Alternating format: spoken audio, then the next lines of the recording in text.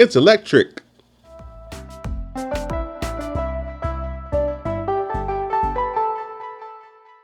We have so many things dealing with electronics, and the question becomes, do you have space for it on the ship? And the answer is actually yes. And I don't want to say depending on, because that's actually, in my opinion, not true anymore. Every ship has at least one plug in your cabin, at least one. And if you're good at what you can do, you can maneuver everything you need. I always have a lot of electronics when I go on a trip, and I'm going to have even more now that I'm doing this cruise on lock. And the question becomes like, how do you charge? How do you get all your stuff? How are you able to do everything off of just one little plug? So step one is there are so many videos out there, and there are so many ways to contact people. Find out for your cruise how many plugs are going to be in your room. That sets up the whole entire thing for everything else. So like go there first. Go find out how many plugs are going to be in your room, because one, there's going to be, what they call the American plug, and then the other type of plug that's out there. I don't know if it's Eastern or the name for it, European plug or other plug, but no matter what that actual plug is, the one with just the two longer prongs in there, figure that out, because there are devices you can purchase online to switch out that plug to make it be the plug that you need, and vice versa. If they have just the American plug that you're used to, you may be able to switch that out to a plug that actually works for you. There's so much technology out there, you're able to do that, and in most cases, they always have at least one of each. Um, on that ship. So do that first. After you do that and you find out which plugs are on the ship, how many are in your room, which kinds are in your room, that's when you need to start setting everything up based on that. You'll notice that there are certain types of extension cords that you can bring and certain types of extension cords that you can't. Please look that up, because there's only a certain kind that you're allowed to bring. You don't want to bring the wrong one, because then it's going to ruin the trip of everything you need to do. Make sure that in some cases, there's some that actually say cruise certified for that. Look for that cruise certified extension cords and power outlets, and then you look for those, find those, purchase those. That's step one.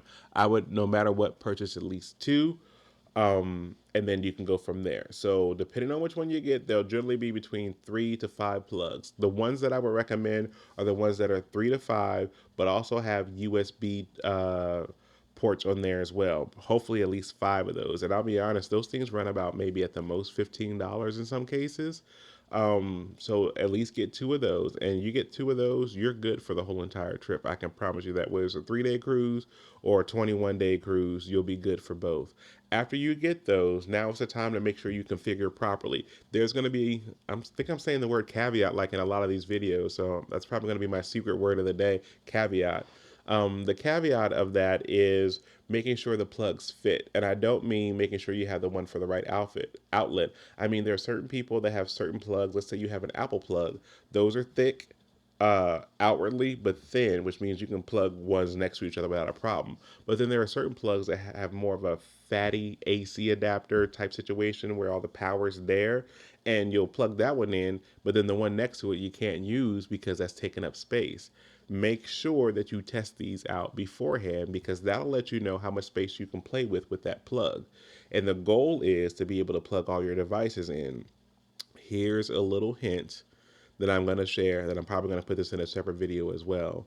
A lot of the porters that do and clean your room, they will unplug all of that when you're not in the room, because they want to make sure that there's no type of fire or anything that happens. So when you know what time your cabin person that comes to clean your room, find out that time, and then when they're done, go back in there and plug your stuff back in. In some cases, you'll be off the ship because you're on an excursion, and it just is what it is. But here's that workaround that everyone needs to know about: bring portable chargers.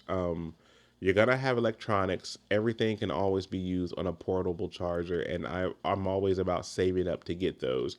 I think I have maybe 7 to 10, because a lot of things that I do in my life and at my job, the free things that they give you is like, hey, here's a free portable charger, because they really don't cost that much depending on which ones you get.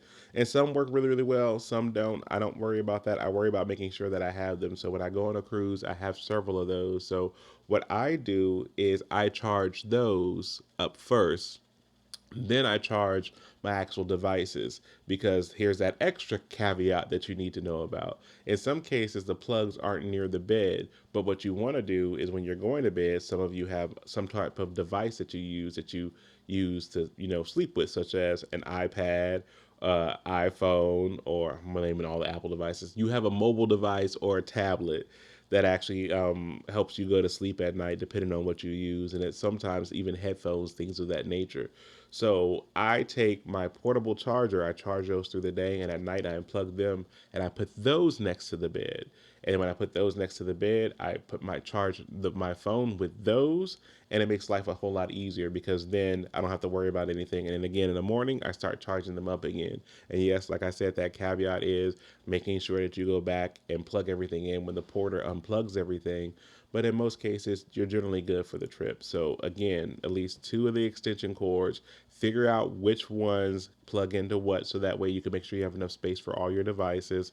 Charge all your portable chargers first, and then charge your devices after that. If you do this combination technique throughout your cruise ship, you'll realize you're never running out of power and you never run out of battery, because then you can take a portable charger with you sometimes, and then that can go with you on the excursion. And then if you need to charge on the go, you're still good to go. And there's still devices out there that actually are like throwaway portable chargers that just charge it up and then you toss it in the trash. Those are the ones that I take on the excursion, so that way I'm good to go. As always, I keep the lock here with information dealing with anything that I know about cruises to make sure I keep it informed for you. Thank you so much for watching. Please like, share, subscribe if you're enjoying what you're seeing, because I love the feedback and I love all the things that you guys share. Take it easy. Have a great one. Look forward to doing another video.